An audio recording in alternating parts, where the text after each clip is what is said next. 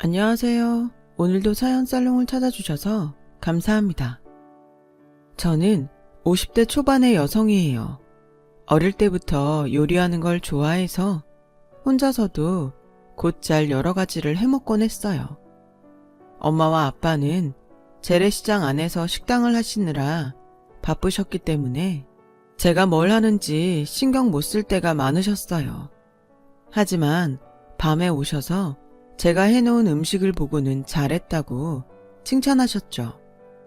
원래 공부에는 흥미가 없어서 성적은 좋지 않았지만 사람도 좋아하고 활발한 성격이라서 친구들도 많고 선생님들한테도 귀여움을 받았어요.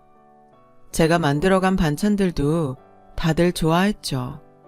어떤 애들은 제가 만들어 오는 음식을 기다리기도 했어요. 부모님은 저한테 공부하라고 강요하지 않으셨어요. 뭐든 좋아하는 걸 열심히 하면 먹고 살 길은 다 열린다고 생각하는 분들이셨거든요. 제가 요리하는 걸 좋아하기도 하고 잘하니까 부모님이 열심히 식당을 해서 저한테 물려줘야겠다고 농담도 하셨어요. 부모님은 장난일 때가 많았지만 저는 그 말씀을 반은 진담으로 듣고 있었어요. 그래서 고등학교에 가서 처음 진로를 써서 내라고 할 때 식당 사장이라고 썼거든요. 담임선생님은 제가 공부할 마음이 없는 게 걱정돼서 부모님 면담까지 했어요. 엄마는 선생님을 만나고 와서 정말 식당을 할 거냐고 진지하게 물으셨어요. 엄마랑 아빠가 식당 열심히 키워서 나 물려준다고 했잖아. 조리사 돼서 식당 할 준비해야지. 이거 진짜 시장 안에 있는 식당 사장이 되겠다고? 너는 우리보다 나은 데서 일을 해야 되지 않겠어? 엄마 아빠가 그런 말 한 건 네가 요리를 잘하니까 기특해서 해본 말이지. 이 험한 식당에서 일하라고 할 생각 없었어. 그러지 말고 호텔 조리학과라도 가. 더 좋은 식당에서 일하라고. 엄마 아빠 식당이 어때서 그래? 음식 맛있다고 다들 좋아하고 단골도 많잖아. 나는 엄마 아빠 식당이 제일 좋단 말이야. 부모님은 그런 제가 철이 없다고 생각하시고 밤새 뭔가 이야기를 하셨어요. 은영이 너 정말 엄마 아빠 식당 물려받을 거야? 진심이야? 나중에 마음 변하는 거 아니고? 라는 엄마 말씀에 절대 안 변해. 엄마도 아빠도 내가 하고 싶은 거 하면서 살라고 했잖아. 나는 그러고 싶단 말이야. 라고 고집을 피웠어요. 그때 저는 진심이었거든요. 알았어. 대신 꼭 대학에 가야 돼. 엄마가 말한 것처럼 호텔 조리학과라도 가. 그러고 나면 네 생각 엄마 아빠도 진지하게 생각해 볼게. 저는 꼭 그러겠다고 약속했어요. 고등학교에서도 저는 제가 직접 반찬을 만들어서 도시락을 쌌고 반 친구들이랑 나눠 먹었어요. 친구들은 제 도시락이 먹고 싶어서 점심시간을 기다릴 정도였죠. 음식 덕분인지 몰라도 저는 반 아이들과 두루두루 잘 지냈어요. 좋은 대학에 가기 위해서 열심히 공부하는 친구들도, 대학 가는 건 포기하고 취업을 준비하는 친구들도 다들 제 음식을 먹으며 행복해하는 게 뿌듯했어요. 저는 부모님과 약속한 대로 전문대학 호텔 조리학과에 갔어요. 학교 공부는 실습과 이론도 있고 현장 견학도 있어서 흥미로운 게 많았어요. 저는 기본 칼질부터 다시 배우면서 나쁜 버릇들을 고치기 위해 노력했고, 가정식이 아닌 약선 요리나 이태리 요리도 배울 수 있었죠. 저는 양식 조리사 자격증과 한식 조리사 자격증을 따고 학교를 졸업했어요. 그때도 부모님 식당에서 일하고 싶다는 제 생각은 변함이 없었어요. 격식을 갖추는 고급 요리보다 소박하고 친근한 음식이 더 좋았거든요. 부모님은 식당에 오기 전에 다른 데에서 먼저 일을 해보라고 하셨어요. 우리 식당이 작지만 이것도 경영이야. 그러니까 좀 큰 식당에서 직원으로 1년만이라도 일을 해봐. 아주 좋은 경험이 될 거야. 부모님은 젊어서 식당을 시작하면서 아는 게 전혀 없어서 고생을 많이 하셨다고 했어요. 저도 어렸을 때 우리 집 식당이 어려워서 엄마 아빠가 밥도 못 먹고 일하던 걸 기억하고 있었어요. 엄마 아빠가 가르칠 수도 있지만 원래 지 자식은 직접 일을 가르치는 거 아니라더라. 너도 제대로 못 배울 것 같고 엄마도 그렇고 아빠도 같은 생각이야. 그러니까 다른 데에서 여러 가지 배우고 와. 그러면 우리 식당에도 좋잖아. 저는 부모님 말씀이 맞다고 생각했어요. 그래서 한정식 레스토랑에 원서를 내고 실습과 면접을 거쳐 직원으로 뽑혔어요.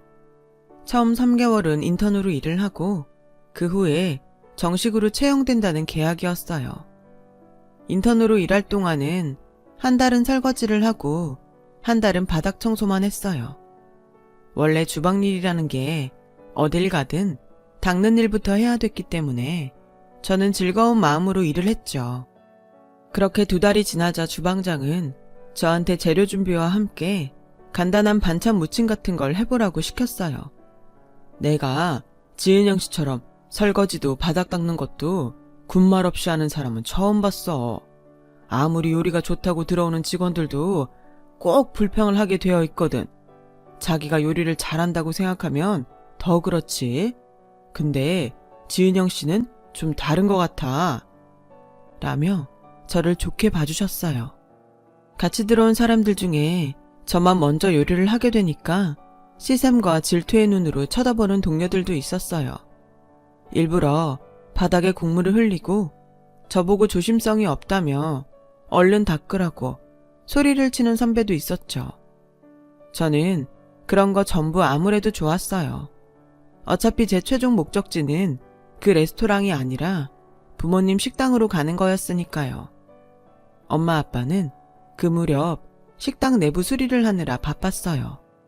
옆에 가게가 장사가 안 돼서 나간 걸 계약해서 하나로 합치기로 했거든요.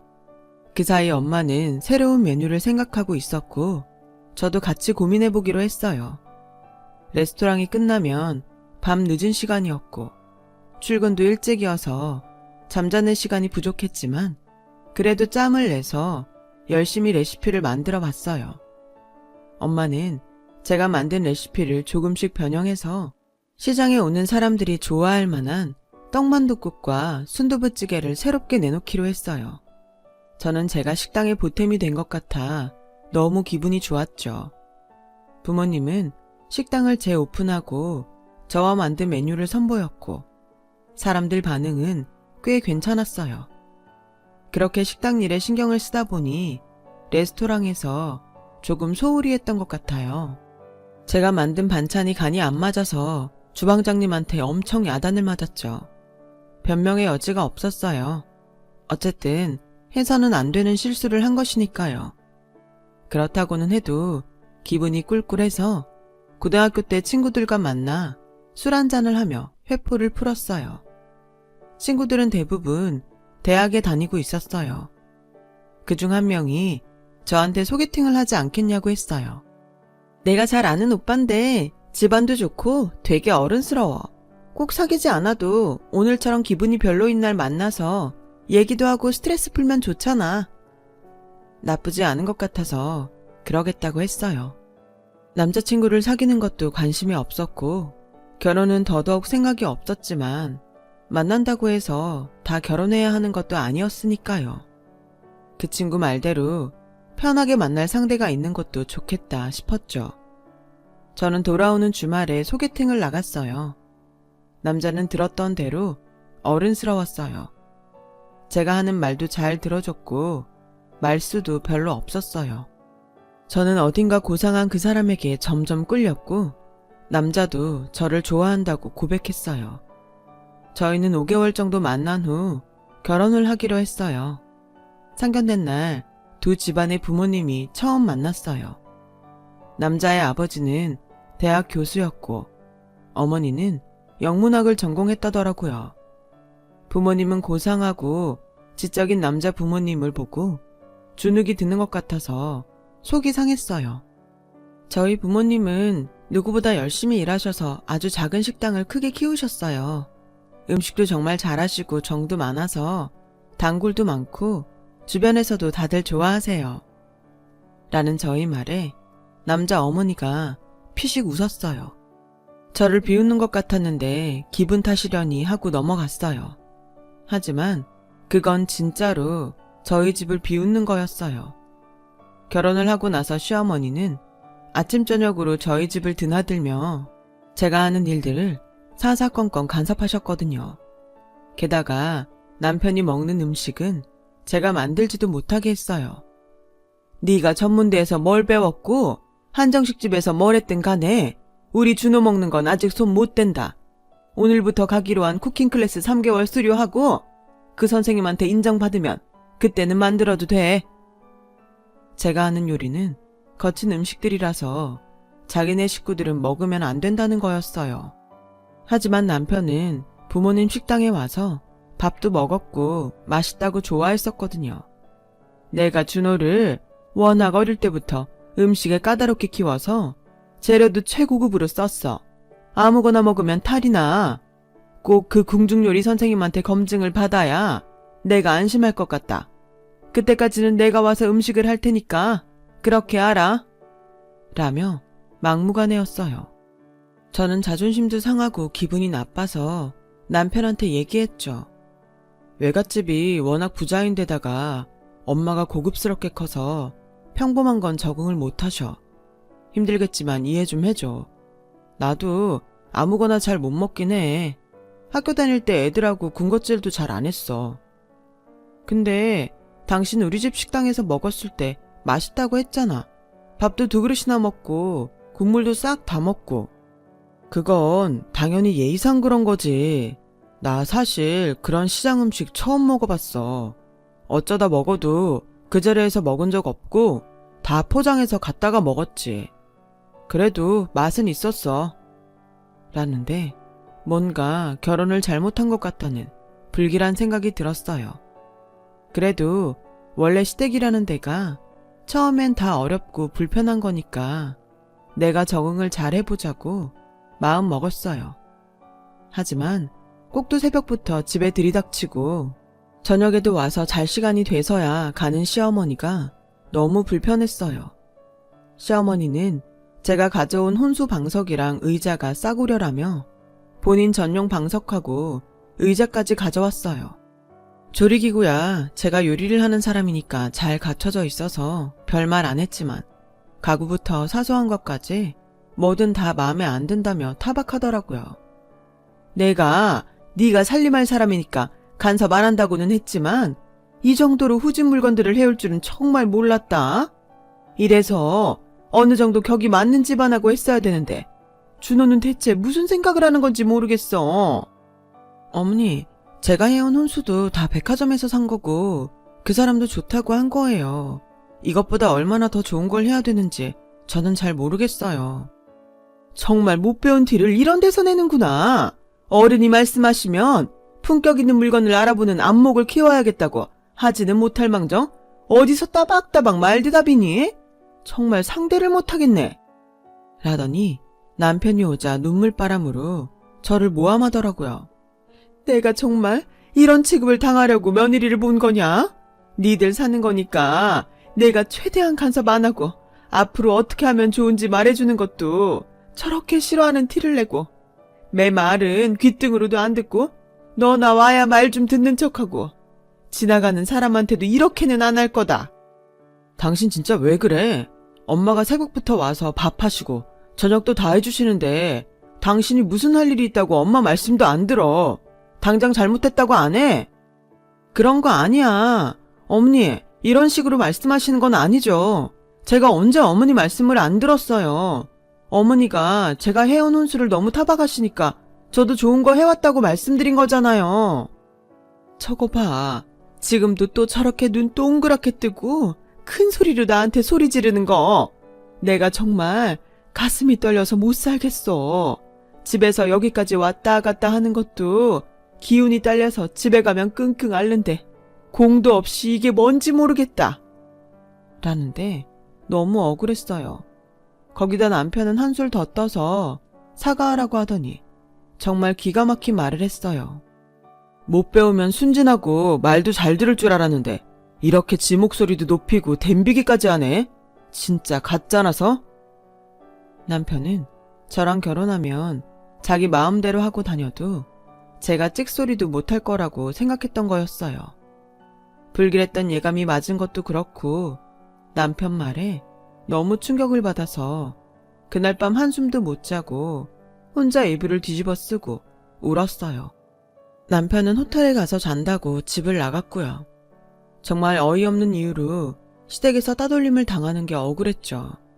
학교 다닐 때도 집에 식당을 한다거나 제가 공부를 잘 못한다고 저를 무시하는 애들이 없었기 때문에 이런 대접은 정말 처음이라 충격이 컸어요. 그렇게 며칠이 지났는데 엄마가 남편이 좋아한다며 생선조림을 정성스럽게 해서 집에 보내셨어요. 저는 시어머니가 보고 뭐라고 할까봐 베란다 구석에 숨겨놨죠.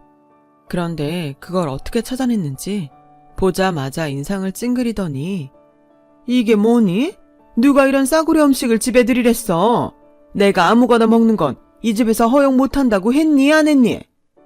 라며 전부 하수구에 쏟아붓는데 그 순간 저도 모르게 시어머니를 뒤로 확 밀어버렸어요. 그래, 니들이 얼마나 고상한지 모르겠지만 똑같은 것들끼리 만나서 잘 먹고 잘 살아봐. 이 천하에 몹쓸 것들아. 놀라서 아무 말도 못하는 시어머니를 두고 집을 뛰쳐나왔어요. 제 일생의 자랑인 부모님 식당을 모욕하는 것도 엄마 음식을 쓰레기로 만드는 것도 참을 수가 없었거든요. 그 모습을 보자 눈이 돌더군요. 저는 친정에 가서 결국 사실대로 실토를 했고 엄마는 놀라서 어쩔 줄 몰라 하다가 저를 달래줬어요. 그래, 살다가 실수할 수도 있는 거야. 이혼하는 거 흉도 아니야.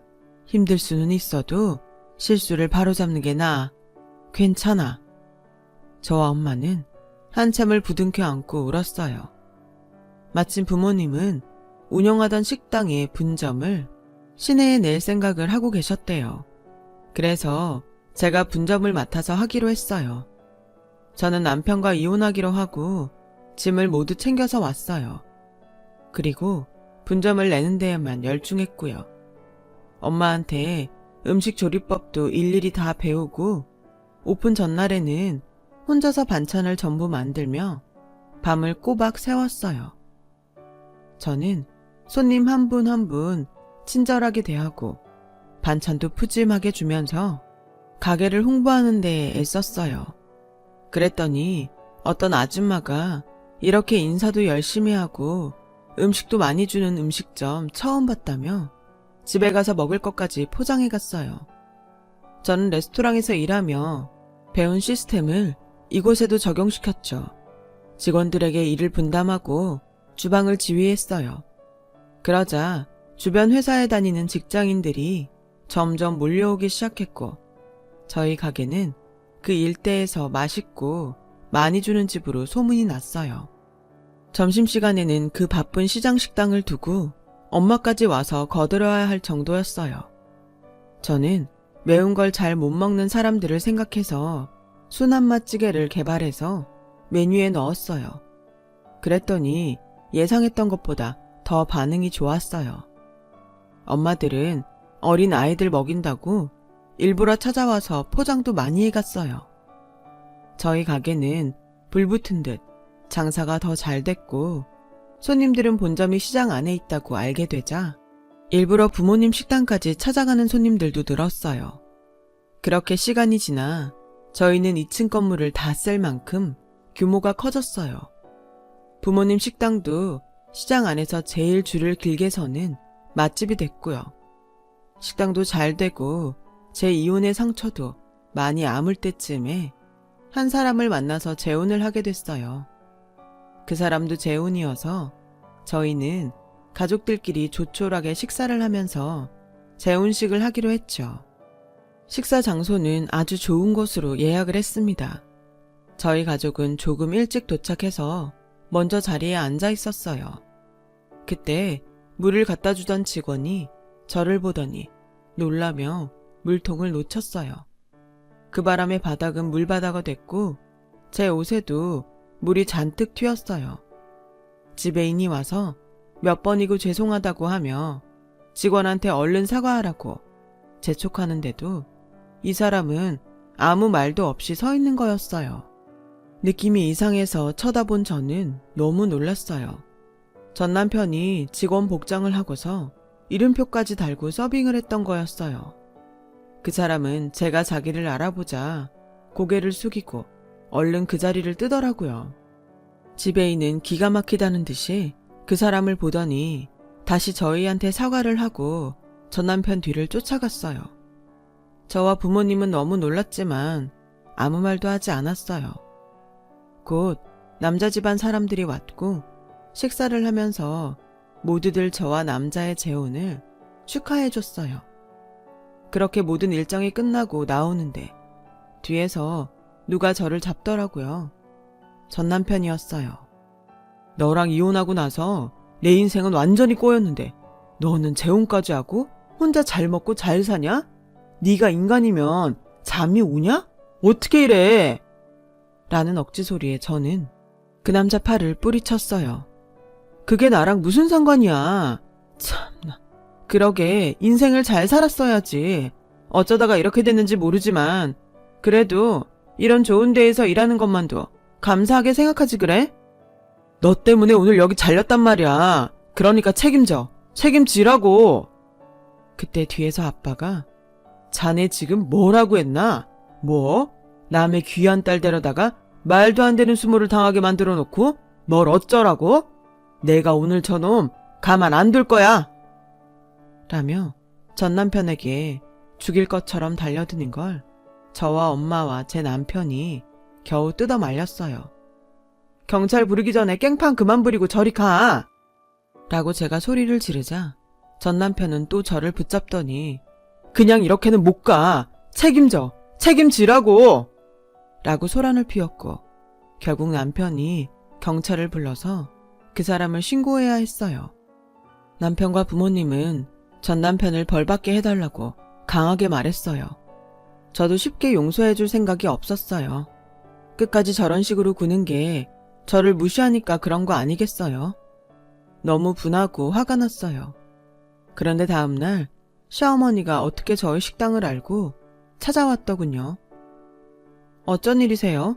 이런 데는 싸구려라서 쳐다도 안 보지 않았어요?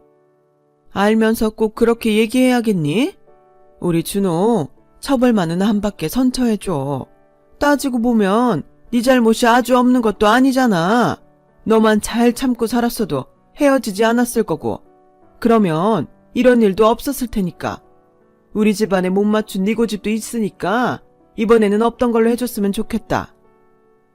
원래 잘 살고 공부 많이 하면 그렇게 아나무인에 뻔뻔한가요? 자기들보다 공부 안 한 사람들은 무조건 굽신거려야 된다고 생각하나 본데 정신 좀 차리세요. 어제 일은 분명히 그쪽이 잘못한 거고 그것만 처벌하는 거니까요. 예전에 제가 적응을 못 해놓고 이런다고요? 그럼 어디 그 일에 대해서 고소라도 해보세요. 누가 그런 거 처리하나 보게요. 저한테 했던 거 여기 있는 사람 아무나 붙잡고 얘기해보죠. 당신만 욕먹어요. 당신이라니? 어떻게 그런 말을 하니? 아무리 헤어졌어도 내가 네 시어머니였던 사람이야. 넌 말버릇도 여전하구나. 저한테 부탁하러 온 거 아니에요? 부탁하는 사람이 어떻게 이런 말을 하는지 모르겠네요. 말버릇요? 그러는 댁도 좀 못 배웠다고 사람 무시하고 함부로 말하는 버릇 못 고친 거지. 어쩌다가 댁이 아들이 음식점 직원이 됐는지는 모르지만 저는 이대로 그냥 못 넘어가겠어요. 계속 이러고 계시면 업무 방해랑 저 모욕했다고 당신도 신고할 거니까 알아서 하세요. 라고 하자 시어머니는 입술을 깨물더니 그래 이러길 바라면 몇 번이고 이렇게 할게. 제발 내 아들만은 풀어줘. 부탁이야. 응? 제가 잡고 있는 거 아니에요. 처벌받고 나면 나올 테니까 그렇게 아세요. 정 안 되면 변호사 부르시던가요. 내가 널 기분 나쁘게 했나 본데 미안하다. 그러니까 부탁이야. 제발 한 번만 봐줘. 여기 이분 좀 내보내주세요. 오픈 전부터 이러면 하루 망쳐요. 얼른요. 라고 하자 직원 둘이 와서 시어머니를 밖으로 끌어냈어요. 얘, 내 얘기 좀 들어봐. 우리 준호 좀 봐줘. 지은영 씨, 지사장님, 제가 잘못했어요. 라고 했지만 저는 쳐다도 보지 않았어요. 알고 보니 시어머니 친정이 투자를 잘못해서 그 사기꾼 때문에 집안이 완전 망했고 남편은 회사에서 업무 태만에 법인카드를 마음대로 쓴 게 발각돼서 해고됐다고 해요. 그 바람에 소문이 나서 다른 회사에도 취직이 안 되었던 거죠. 겨우 시어머니 예전 인맥으로 고급 레스토랑에서 일을 하게 됐지만 뻣뻣한 태도로 일을 해서 계속 지배인 신경을 거슬렀다고 하네요. 그러다가 저한테 물을 쏟고 사과를 안 해서 잘렸던 거예요. 시어머니는 그동안 인심을 많이 잃어서 주변에서 도와주는 사람도 없다고 하고요. 시아버지도 대학에서 퇴직을 했고요. 그래서 시어머니가 저한테 자존심을 굽히고 왔던 거고요. 구색 맞추고 고급스러운 것만 찾더니 인생을 더 고급스럽게 살았으면 어땠을까요? 그래도 전 남편이 벌금을 물게 했어요. 다시는 저한테 함부로 하지 못하게 해야 했으니까요. 그 뒤로 전 남편 집안과는 한 번도 마주친 적이 없네요. 다른 소식은 알 수가 없는 게 다들 조용히 사는 것 같아요. 저는 재혼한 남편과 늦둥이 아들을 낳았어요. 그렇게 벌써 10몇 년의 세월이 흘렀네요. 저희는 여전히 잘 살고 있답니다. 아들 녀석도 속 안 썩이고 학교 잘 다니고요. 부모님도 건강하시니 저는 더 바랄 게 없습니다. 제 사연을 들어주신 분들 모두 오늘도 건강하시고 늘 행복하시길 바랄게요. 좋은 하루 되세요. 다들 감사합니다. 여러분, 사연 댓글에 응원과 현명한 조언 부탁드려요. 좋아요와 구독은 저에게 큰 힘이 됩니다. 오늘도 좋은 일 가득하세요.